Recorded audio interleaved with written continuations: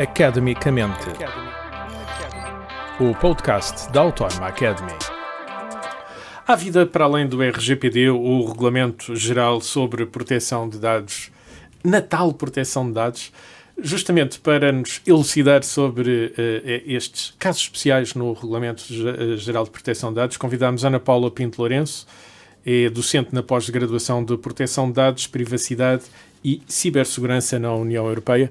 Viva, Ana Paula, bem-vinda a este podcast. Bom dia, muito obrigada pelo convite. Vai ser uma conversa interessante, seguramente. Antes de entrarmos nestes casos especiais e num mundo de coisas que existe para além do Regulamento Geral sobre a Proteção de Dados, na própria proteção de dados, Ana Paula, quando falamos em dados, estamos a falar de quê em concreto? São os nomes das pessoas? São as fotografias?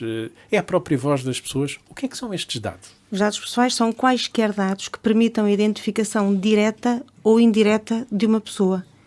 E, portanto, podem efetivamente ser a imagem, pode ser a voz. Muitas vezes quando estamos a ouvir programas de rádio, identificamos a pessoa só pela voz, por exemplo.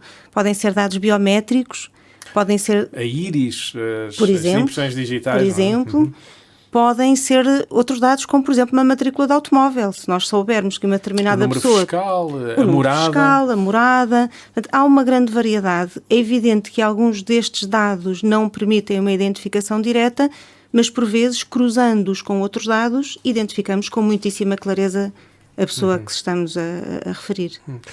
Ana Paula tem prática jurídica, é formada em Direito e sobretudo, tem estudado muito os direitos das crianças e dos jovens. Quando falamos em proteção de dados e crianças e jovens, estamos a falar de uma população que é particularmente vulnerável. Não são eles que decidem dos direitos deles nos primeiros anos da infância, não é? Estamos a falar de pessoas especialmente vulneráveis porque estamos a falar de pessoas que não têm ainda a capacidade de compreensão que têm as pessoas com mais idade, não é? Portanto, nesse sentido, são pessoas que mais facilmente são sugestionáveis, por exemplo, e no que diz respeito à proteção de dados, não têm ainda seguramente uma percepção, pelo menos nas idades mais baixas, das consequências de dar a conhecer certos dados da sua vida. E, portanto, sim, em geral estamos a falar de pessoas em situações de maior vulnerabilidade e no que respeita à proteção de dados também. Muitas vezes os pais destas crianças publicam nas redes sociais coisas que não deviam publicar? Sem dúvida nenhuma. Eu acho que qualquer pai, em algum momento da sua vida, fez algo que, se pudesse voltar atrás, não teria feito. Quer dizer, isso faz parte da aprendizagem de ser pai ou de ser mãe, não é? De ter alguém a seu cargo. Mas sim, é verdade que, do meu ponto de vista, houve uma espécie de maravilhamento com as redes sociais também por parte dos adultos e uma ideia de que aquele ecrã que temos na nossa frente é uma espécie de filtro. Não é.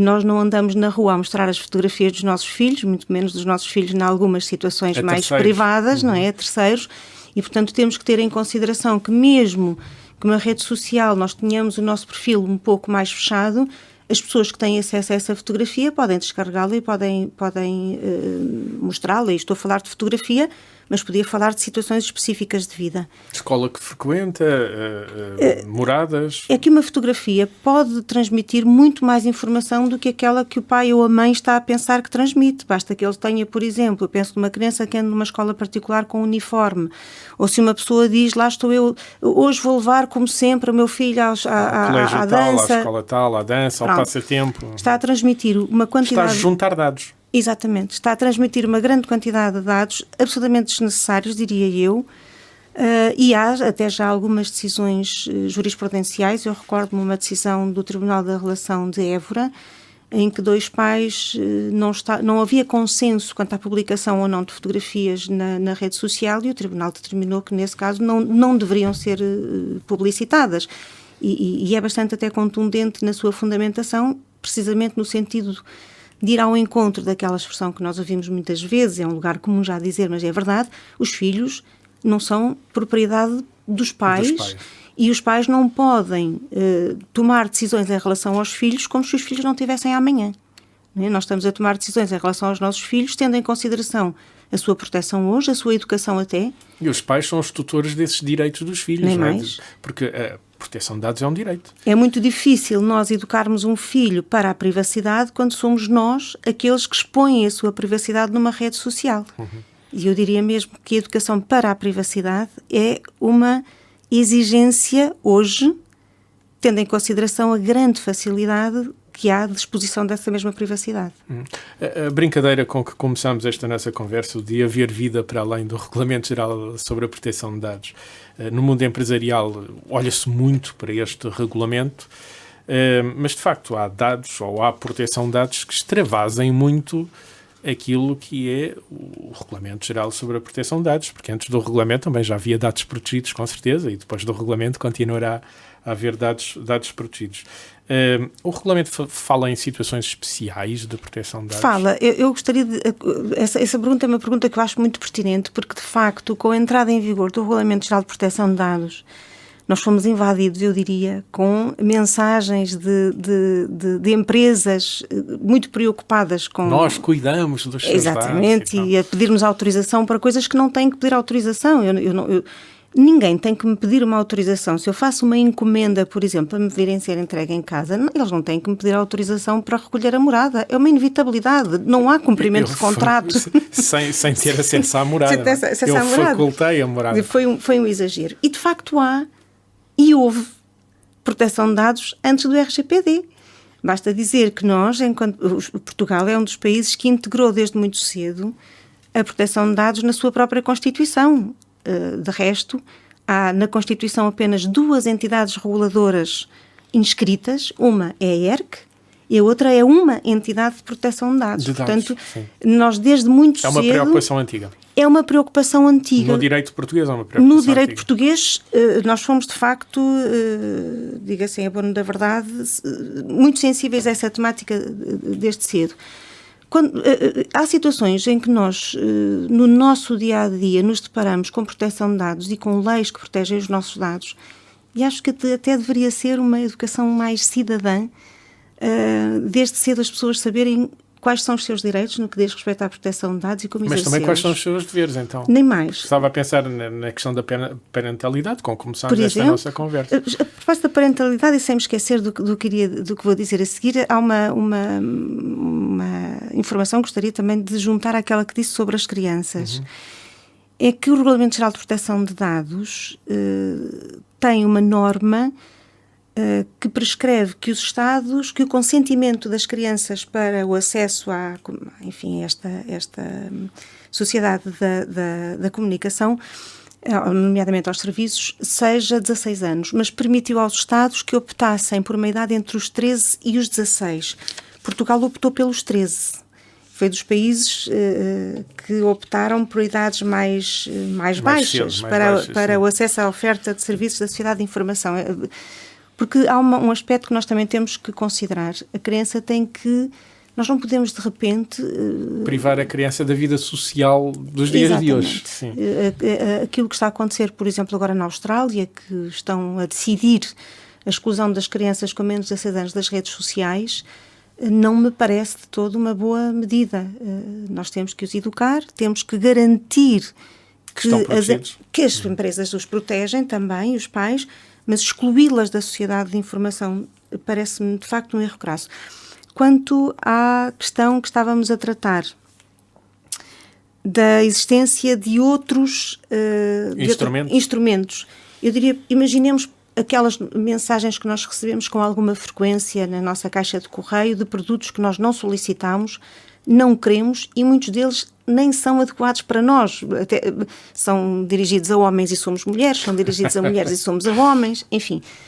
Há uma lei à qual nós podemos recorrer e que já existia antes do Regulamento Geral de Proteção de Dados, que, enfim, é mais conhecida pela lei do SPAM, mas é a lei da privacidade nas telecomunicações, que nos permite um instrumento, nomeadamente junto da Comissão Nacional de Proteção de Dados, que já existia também antes do Regulamento Geral de Proteção de Dados, para fazer cessar essa comunicação desagradável. E até de sancionar as pessoas que o fazem, ou imaginemos que recebemos com frequência chamadas de números que são anónimos, aquelas chamadas insistentes que por vezes até eu digo mensagens ou mesmo... Também chamadas telefónicas. Ou de voz. Bem, aí podemos dirigir-nos às operadoras para que as operadoras, junto da CNPD, façam o levantamento do anonimato dessas linhas. Portanto, há uma série de outros instrumentos que, de facto, já existiam e que não se cingem... Por falar nas crianças ainda... Há algumas leis que regulam, por exemplo, o acesso da comunicação social ou mesmo de terceiros aos processos tutelares educativos, a processos de promoção de direitos. Junto da comunicação social, o próprio código, que não é uma lei, como nós sabemos, deontológico dos jornalistas, mas apesar de tudo tem grande relevância na sua intervenção, tem normas específicas relativamente à identificação de jovens nas notícias e das crianças. Portanto, há uma série de cuidados respaldados em... Exatamente, uma série de instrumentos e uma série de normas protetoras dos dados pessoais e do que os dados pessoais protegem. O que é que os dados pessoais protegem? Porque quando nós falamos muito da proteção dos dados, mas os dados estão a proteger os direitos da privacidade das pessoas. Nós temos um direito à proteção dos dados e esse direito é muito importante porque ele protege, na realidade, esferas da nossa vida e defende-nos, por exemplo, de fatores discriminatórios. Quando há pouco me perguntaste quais eram os dados pessoais, eu, nessa resposta, introduzi 2 categorias de dados. Porque o Regulamento Geral de Proteção de Dados fala-nos de dados pessoais e depois, dentro dos dados pessoais, fala-nos de categorias especiais de dados, aquilo que a lei antiga chamava de dados sensíveis. Por exemplo, dados relativos a dados genéticos, por exemplo, dados relativos à nossa filiação política, dados relativos, por exemplo, a questões de saúde, dados relativos à nossa vida sexual, por exemplo, a orientação sexual ou a origem étnica e etc. São particularmente sensíveis e devem estar mais resguardados. Mais e por isso, para que alguém licitamente possa tratar esses dados, é necessário que verifiquemos se estão preenchidos os fundamentos de licitude, que são um pouco mais exigentes. Ana, quando se fala desta proteção de dados especiais, vamos então entrar também naquilo que é o segredo profissional de várias profissões. Não é? Muito bem. Se olharmos para os médicos têm na mão, os médicos de uma forma geral, portanto, todo o sistema, até muitos estão processados em registro informático, têm na mão dados que são sigilosos, que não queremos que sejam tornados públicos. Estes também são dados pessoais sensíveis. São, exatamente, os médicos lidam com dados pessoais sensíveis porque são dados de saúde. Nós temos direito à reserva sobre a nossa própria doença, que a nossa doença seja conhecida do nosso médico, evidentemente que necessita desse conhecimento para enfim, providenciar o tratamento adequado e de quem nós entendermos que deve ter esse conhecimento. É o cidadão que decide isso. Exatamente, basta pensar, por exemplo, pegando nesta ligação do direito médico agora ao trabalho, que as entidades empregadoras, apesar de, mesmo dentro da atividade laboral, haver medicina do trabalho, eles não têm conhecimento da tipologia das doenças que as pessoas têm. Não precisam de saber, não podem saber. O médico, de facto, tem na sua mão estes dados sensíveis. E, por isso, também já antes do Regulamento Geral de Proteção de Dados havia... Eles estavam protegidos. Ora, nem mais um acervo... Há um sigilo profissional. De normas que tutelam o direito profissional. Em que condições é que o médico pode transmitir a terceiro, por exemplo, esses dados? Vejamos, há dados que são de comunicação obrigatória, não é? Ao Sistema Nacional de Saúde. Há dados que, por vezes, são necessários de compartilhar com outros profissionais, médicos também, ou pessoas que estejam abrangidas pelo sigilo profissional, para que se consiga compreender melhor uma determinada situação. Lembro-me que se discutia muito se as seguradoras poderiam, de alguma forma, ter acesso a dados médicos, porque para a atividade seguradora seria muito interessante, mas para o ponto de vista do cidadão, estão ali dados que são sensíveis, que provavelmente não os quer mostrar a ninguém. É evidente. As seguradoras têm, de facto, um regime especial. Elas não devem ter acesso à generalidade dos dados de saúde, embora seja obrigatório comunicar à seguradora a existência de determinado tipo de patologias prévias, como por exemplo situações cancerígenas, etc. Porquê? Porque a tipologia de seguro também é está perfeitamente relacionada com isso. Mas tem que ser o tomador do seguro a participar, não é? Tem que ser... Pode haver, pode haver depois situações em que sejam exigidos comprovativos. Se o tomador de seguro não comunicar determinado tipo de patologias e se vier a verificar no futuro, enfim, que ele já estaremos noutro campo. Sim, já estaremos noutro campo. Mas, curiosamente, os médicos têm esse dever, não é? É uma norma geral da atividade médica, essa proteção dos dados. Com os jornalistas é ao contrário. Os médicos e os advogados, eu diria que são aquelas profissões que estão marcadas absolutamente pelo dever da confidencialidade, não é? Aquilo que se comunica ao advogado, os padres também, é verdade, os ministros das religiões, é evidente.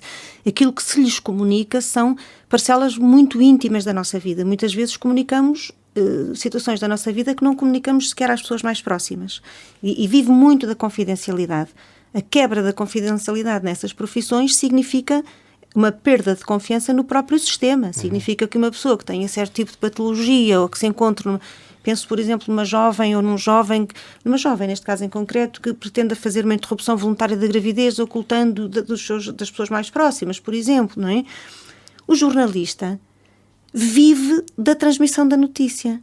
Se nós pensarmos nas notícias, o que é que torna credível uma notícia? É exatamente a identificação das pessoas que estão envolvidas e de dados relativos àquelas situações. Aos factos, é evidente.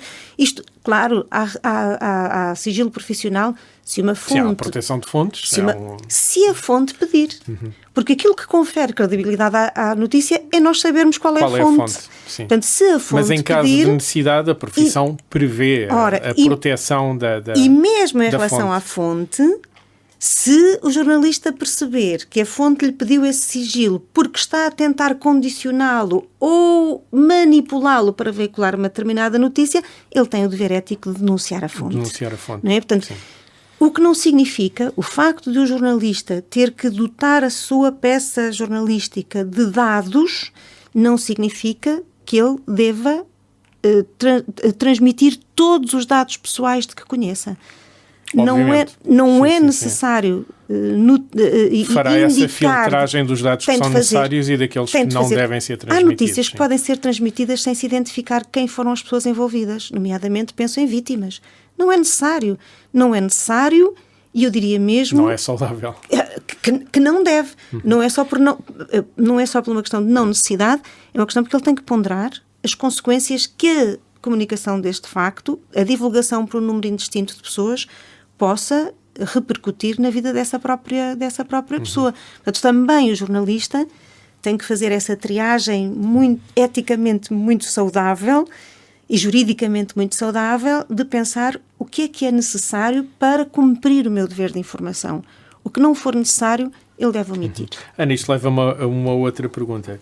Que relação é que existe entre a proteção de dados e a liberdade de expressão? É uma excelente pergunta. O Regulamento Geral sobre a Proteção de Dados, e pegando agora no instrumento normativo que se tornou mais conhecido e que na realidade é um pouco chapéu... grande chapéu de chuva. Exatamente. Tem muito cuidado no que respeita à liberdade de expressão.